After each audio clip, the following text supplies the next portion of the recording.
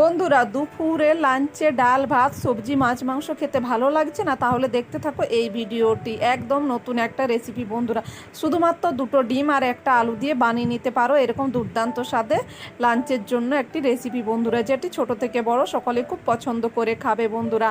তো চলো ভিডিওটা দেখতে থাকো, আশা করছি রেসিপিটা ভালো লাগবে। রেসিপিটি বানানোর জন্য আমি দুটো ডিম আর বড় সাইজের একটা আলু নিয়ে নিয়েছি। এখানে আলুটা আগে থেকে সেদ্ধ করে নিয়েছি, তারপর খোসা ছাড়িয়ে নিয়েছি। আর দুটো ডিমে আমি ভেঙে একটা থালার মধ্যে নিয়ে নিয়েছি। তারপর সেদ্ধ করা আলুটাকে এখন গ্রেটারের সাহায্যে ভালো করে গ্রেট করে নিচ্ছি, যাতে আলুর মধ্যে কোনো রকম বড় মোটা অংশ থেকে না যায়।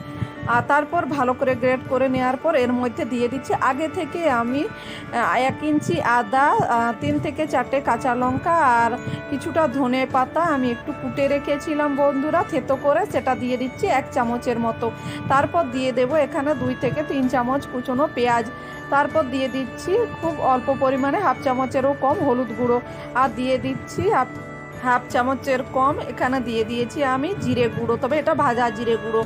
তারপর দিয়ে দিচ্ছি 2 চামচের মতো বেসন, 4 চামচে। তারপর দিয়ে দেবো স্বাদ মতো লবণ। এগুলো দিয়ে ভালো করে ডিম আর আলু মিশিয়ে নিতে হবে বন্ধুরা, যেন খুব ভালো করে মিশ্রণটা মিশে যায়। তারপর আমি মিশ্রণটাকে ডিম আলুর মিশ্রণ থালার মধ্যে সাইডে রেখে দিয়েছি। এখন আমি তাওয়া বসিয়ে দিয়েছি। এখন 2 চামচ সর্ষের তেল দিয়ে তেলটা ভালো করে গরম করে নিয়ে দিয়ে দিচ্ছি ডিম আলুর ব্যাটারটা। এইভাবে তোমরা কিন্তু বাচ্চাদেরকে ব্রেকফাস্টও বানিয়ে দিতে পারো অথবা টিফিনও বানিয়ে দিতে পারো বন্ধুরা। বাচ্চারা কিন্তু খুব খুশি হয়ে খাবে। তবে আমি আজ টিফিন রেসিপি বানাচ্ছি না বন্ধুরা, এটাকে আমি দুপুরে লাঞ্চের জন্য বানিয়ে নেব। তো এখন আমি এই ডিম আর আলুর অমলেটটা ভালো করে একটা পিঠ ভেজে নিয়েছি ঢাকা দিয়ে, তারপর উপর পিঠটা পাল্টে ভেজে নেব। ততক্ষণ কিছু মশলা নিয়ে নিচ্ছি একটা বাটির মধ্যে। প্রথমেই নিয়ে নেব 1 চামচের মতো হলুদ গুঁড়ো। এটা 4 চামচের থেকে ছোট চামচ বন্ধুরা, 4 চামচের মাপে নিলে 1/2 চামচের মতো হলুদ গুঁড়ো হবে। তো এখানে আমি 1 চামচ হলুদ গুঁড়ো নিয়েছি। তারপর নিয়ে নিয়েছি 1/2 চামচ ধনে গুঁড়ো আর 1/2 চামচেরও কম নিয়েছি জিরে গুঁড়ো। তারপর দিয়ে দিচ্ছি 1 চামচের মতো লাল লঙ্কার গুঁড়ো। মশলাটা বাটির মধ্যে রেখে দিয়েছি। আর এদিকে দেখুন ডিম আর আলুর অমলেটটা কিন্তু আমার হয়ে গেছে। এখন আমি একটা থালার মধ্যে ঠান্ডা হতে দিয়ে দিচ্ছি। যতক্ষণে না এটা ঠান্ডা হচ্ছে এটা কিন্তু কাটা যাবে না বন্ধুরা। গরম অবস্থাতে কাটলে কিন্তু ডিম আলুর অমলেটটা ভেঙে যেতে পারে। এদিকে আগে গ্যাসের মধ্যে কড়া বসিয়ে দিয়েছি, তার মধ্যে দিয়ে দিচ্ছি 2 চামচ সাদা তেল। তেলের মধ্যে তেলটা ভালো করে গরম করে নিয়ে দিয়ে দিচ্ছি গোটা জিরে, শুকনো লঙ্কা ফোড়ন। ফোড়ন থেকে কয়েক সেকেন্ড পর যখন একটা মিষ্টি গন্ধ বেরিয়ে আসবে তখন দিয়ে দিতে হবে কুচনো পেঁয়াজটা নাড়াচাড়া করে নিয়ে তারপর দিয়ে দিতে হবে এর মধ্যে আগে থেকে ধনে পাতা আর কাঁচা লঙ্কা, আদা আর রসুনের থেতো করাটা। তারপর নাড়াচাড়া করে দিয়ে দিতে হবে এর মধ্যে গুঁড়ো মশলাটা দিয়ে অল্প জল দিয়ে ভালো করে কষিয়ে নিতে হবে মশলাটাকে। ভালো করে নাড়াচাড়া করে মিশিয়ে নিয়েছি মশলাটা।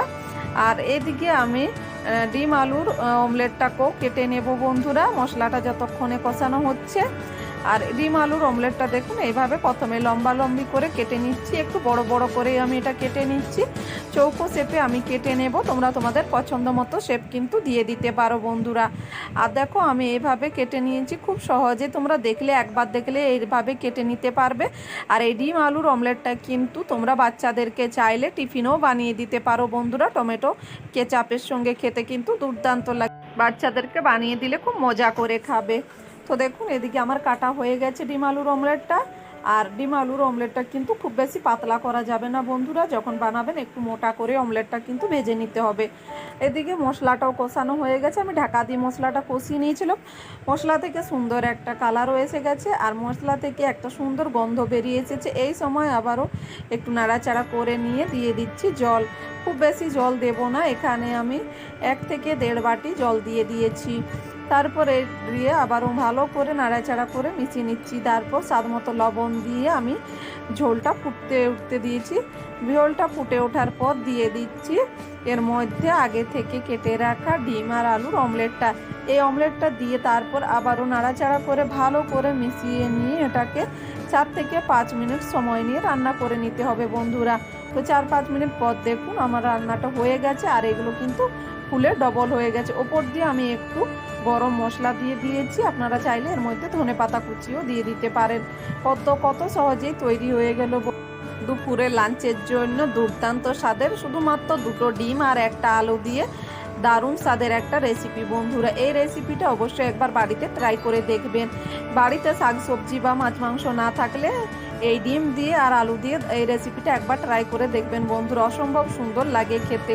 আর রেসিপিটা ভালো লাগলে অবশ্যই চ্যানেলটি লাইক শেয়ার সাবস্ক্রাইব করতে ভুলবেন আর কমেন্ট করে জানাতে ভুলবেন না এই ডিম আলু রেসিপিটি আপনাদেরকে কেমন লেগেছে বন্ধুরা। পুরো ভিডিওটি দেখার জন্য অনেক অনেক ধন্যবাদ। সবাই ভালো থাকবেন, সুস্থ থাকবেন। আবার নতুন রেসিপি